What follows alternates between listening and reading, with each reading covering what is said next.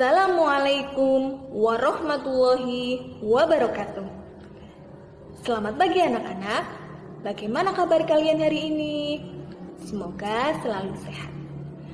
Hari ini kalian akan belajar bersama Bu Wahyu Wulandari tentang tema 5, subtema 1, pembelajaran 1. Anak-anak yang Bu Guru banggakan, yang saat ini sedang belajar di rumah karena adanya pandemi, tidak bosan-bosannya Bu Guru perintahkan untuk kurangi aktivitas di luar rumah. Selalu jaga kesehatan, jaga kebugaran, dan selalu memakai masker. Tidak bersalaman terlebih dahulu ya. Ingat pesan Ibu, selalu memakai masker, mencuci tangan, dan menjaga jarak. Salam sehat, salam semangat, salam belajar. Hari ini kita akan belajar bersama-sama. Siapkan alat tulisnya, perhatikan video Bu Guru, konsentrasi, kita akan memulai pelajarannya. Yuk kita mulai. Anak-anak, hari ini materi yang akan kita pelajari yaitu tema 5 pahlawanku, subtema 1 perjuangan para pahlawanku, pembelajaran 1. Mupel yang akan kita pelajari itu ada 3, yaitu bahasa Indonesia, IPS, dan IPA. Materi yang akan kita pelajari ada 3 bagian, yaitu 1, menceritakan kembali isi teks dengan bahasa sendiri. Yang kedua, mengidentifikasi peninggalan sejarah masa Hindu, Buddha, dan Islam, serta pengaruhnya bagi masyarakat sekitar. Lalu yang ketiga adalah sifat-sifat.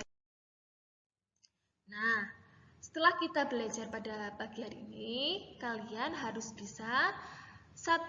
Siswa dapat menggali pengetahuan baru yang terdapat pada teks non-fiksi. 2. Siswa dapat menyampaikan pengetahuan baru dari teks non-fiksi ke dalam tulisan dengan bahasa sendiri. Yang ketiga, siswa dapat mengidentifikasi peninggalan sejarah masa Hindu, Buddha, dan Islam serta pengaruhnya bagi masyarakat sekitar. Yang keempat, siswa dapat menyebutkan sifat-sifat cahaya. Yang kelima, siswa dapat menjelaskan sifat-sifat cahaya. Dan yang terakhir, siswa dapat mengidentifikasi sifat-sifat cahaya dan keterkaitannya dengan indera penglihatan.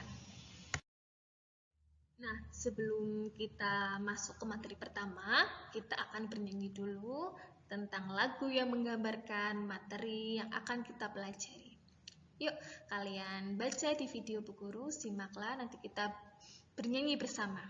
1, 2, 3. Ayo kawan, kita belajar bersama Bu Guru Wulan. Siapkan bukumu, siapkan bolpenmu, duduk yang rapi, berdoa dahulu. Ayo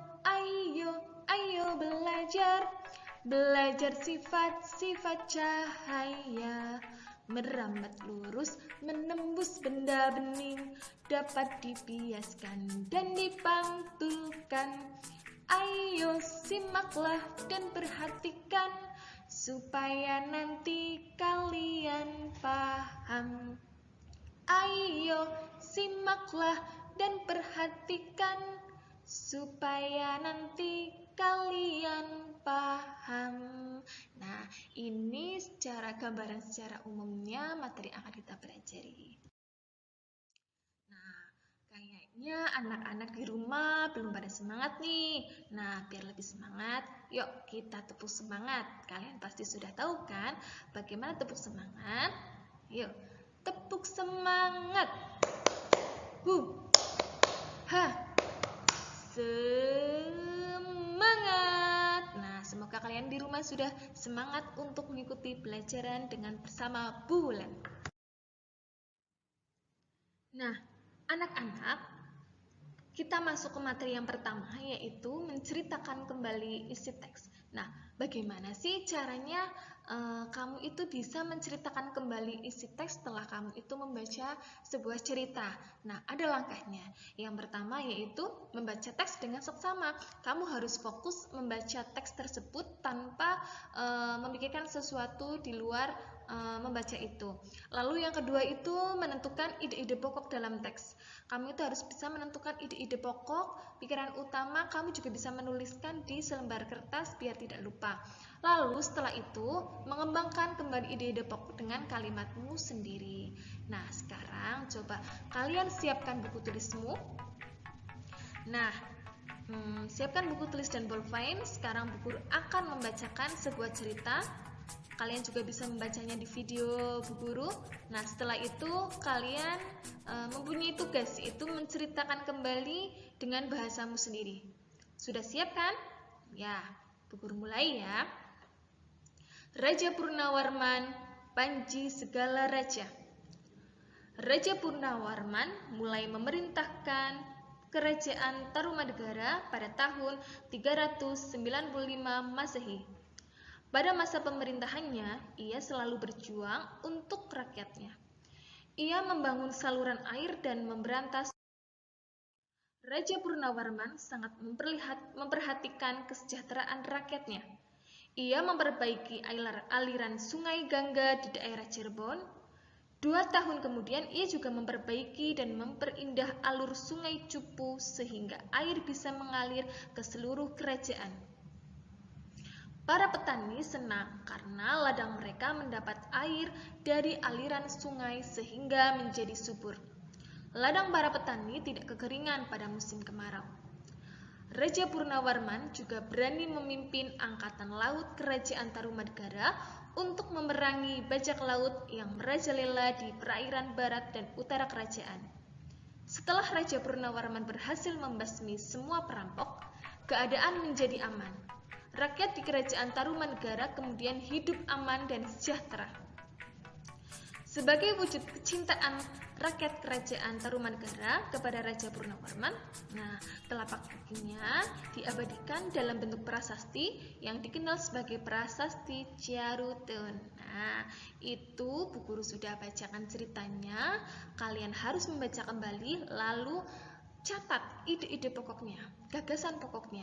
Lalu setelah itu, kalau kalian sudah catat, kalian kembangkan lagi, kalian ceritakan kembali dengan bahasamu sendiri. Kalian bisa kan?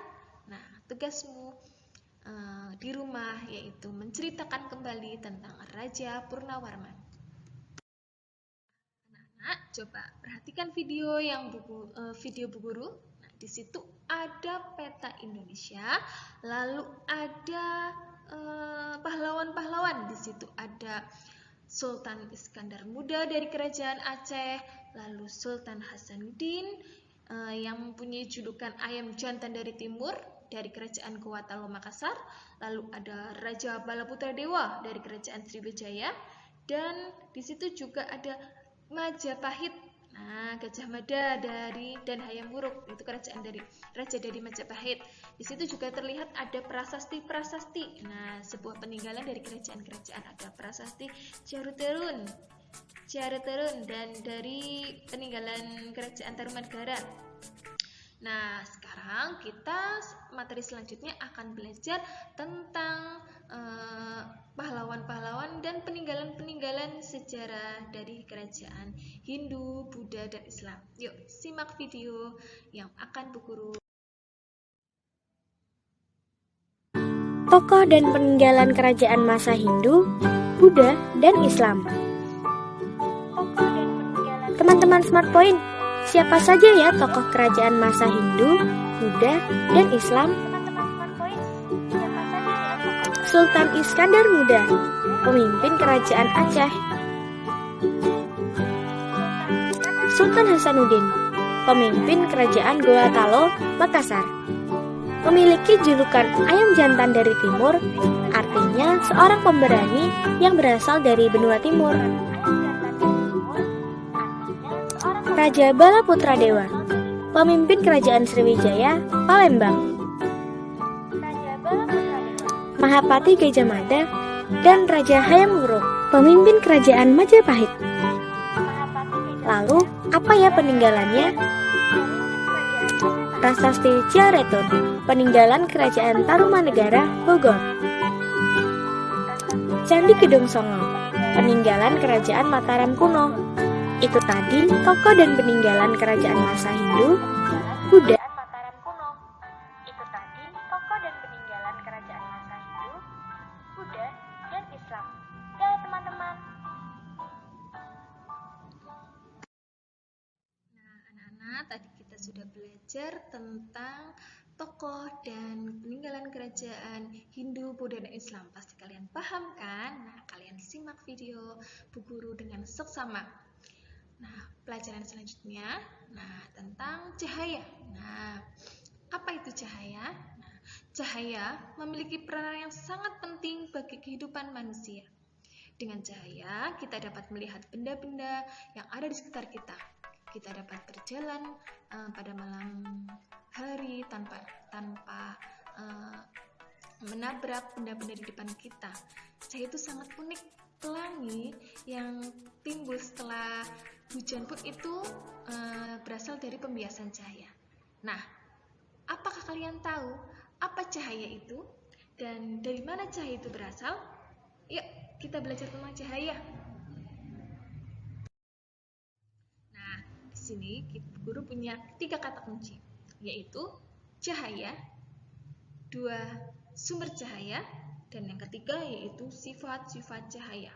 Nah, kalian tulis di buku kalian biar kalian paham. Ada 3 kata kunci yang harus kita pelajari, yaitu 1 cahaya, yang kedua sumber cahaya, dan yang ketiga sifat-sifat cahaya. Menurut fisikawan Inggris James Clerk Maxwell, cahaya adalah rambatan gelombang yang dihasilkan oleh gabungan medan listrik dan medan magnet. Gelombang yang dihasilkan dari gabungan medan listrik dan medan magnet disebut gelombang elektromagnetik. Nah, sekarang kamu tulis di buku kalian, apa itu cahaya?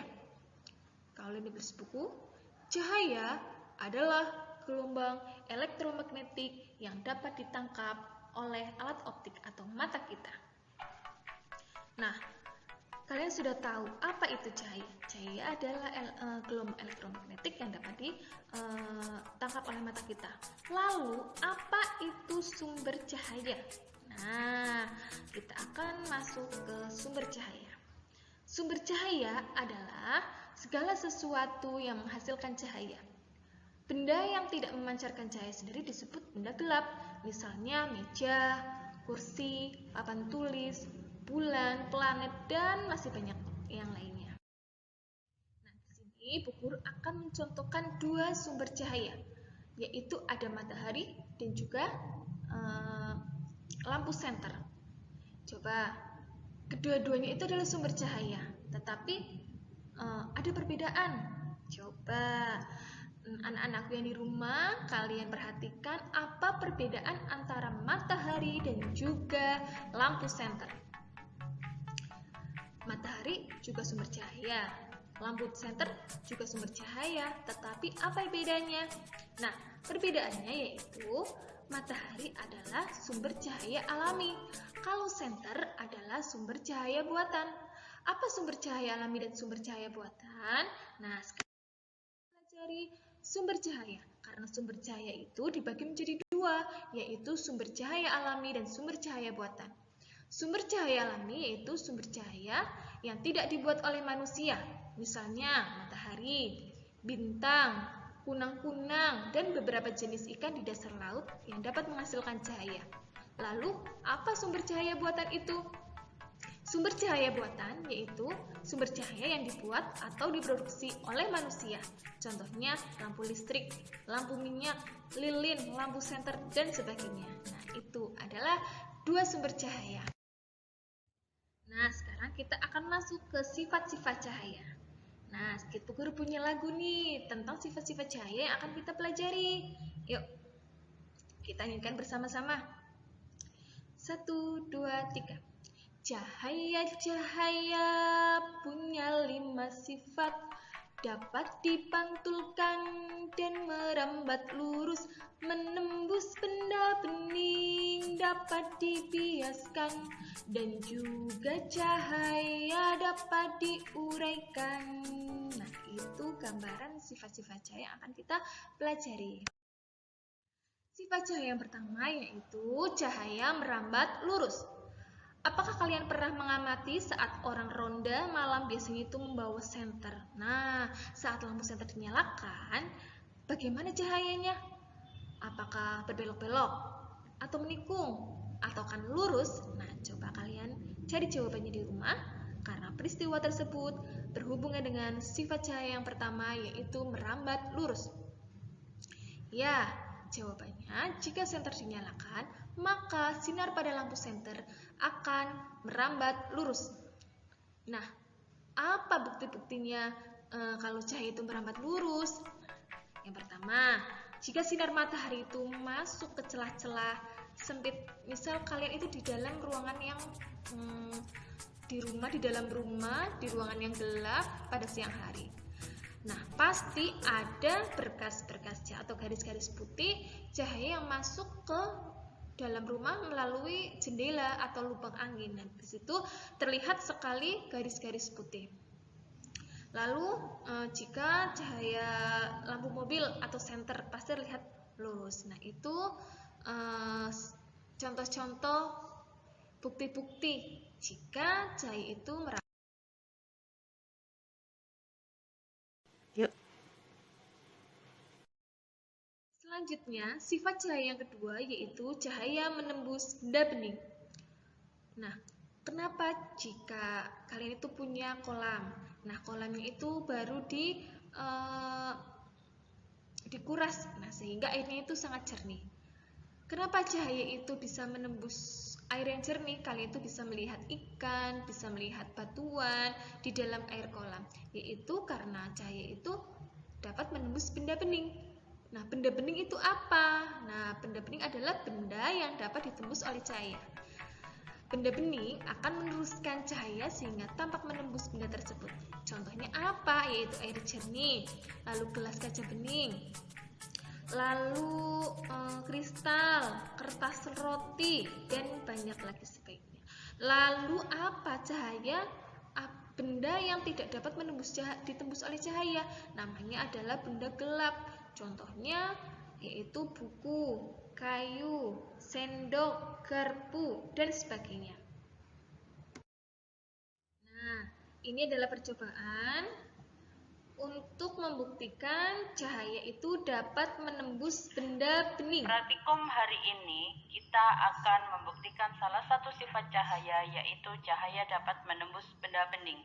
Alat dan bahan yang digunakan adalah lampu senter, 4 gelas yang berisi air, dan benda yang berwarna gelap atau berwarna hitam. Langkah pertama pada praktikum kita kali ini yaitu memadamkan lampu yang ada di ruangan. Kemudian kita menyalakan senter. Saat senter menyala, kita dapat melihat bahwa cahaya yang berasal dari lampu senter dapat menembus gelas pertama, ke gelas kedua, ke gelas ketiga, dan ke gelas keempat. Cahaya yang berasal dari lampu senter yang menembus gelas keempat tidak dapat menembus benda gelap yang berada di belakangnya. Hal inilah yang membuktikan bahwa cahaya dapat menembus benda bening. Kita akan membuktikan salah satu sifat cahaya, yaitu cahaya dapat bahwa cahaya dapat menembus benda bening. Nah, sifat cahaya yang ketiga yaitu cahaya dapat dibiaskan. Nah, pembiasan cahaya adalah pembelokan atau perubahan arah rambat cahaya ketika melalui dua medium yang berbeda kerapatannya. Medium cahaya adalah zat perantara yang dilalui cahaya. Medium zat padat lebih rapat daripada medium air, dan medium air itu lebih rapat dari medium udara. Nah, contoh-contoh yang dapat membuktikan pembiasan cahaya yaitu 1. Jika sebuah tongkat itu masuk ke dalam air kolam, maka tongkatnya itu seperti patah dan tidak lurus. Dan sifat cahaya yang keempat yaitu cahaya dapat dipantulkan. Nah, saat malam hari dan tiba-tiba mati listrik, apa yang terjadi? Apakah kamu bisa melihat benda-benda di sekitar kita? Pasti tidak, karena benda itu tidak memantulkan cahaya. Tetapi kalau siang hari, walaupun mati listrik, tetapi kamu tetap bisa melihat, bisa membaca, bisa belajar. Itu karena pantulan dari cahaya matahari. Nah, di sini ada dua pemantulan, yaitu pemantulan baur dan pemantulan teratur. Nah, pemantulan teratur itu apa? Yaitu pemantulan cahaya yang terjadi pada permukaan benda yang rata. Kalau pemantulan baur yaitu pemantulan cahaya yang terjadi pada permukaan yang tidak rata. Nah, anak-anak semua kelas 4, hari ini kita sudah belajar tentang 3 materi, yaitu menceritakan kembali isi teks dengan bahasamu sendiri. Yang kedua, mengidentifikasi peninggalan sejarah masa Hindu, Buddha, dan Islam, serta pengaruhnya bagi masyarakat sekitar, lalu sifat-sifat cahaya. Pasti kalian sudah paham ya? Nah, sekian dulu pembelajaran kita hari ini. Semoga kalian paham, dan kita akan bertemu dalam video pembelajaran selanjutnya. Assalamualaikum warahmatullahi wabarakatuh. Salam belajar.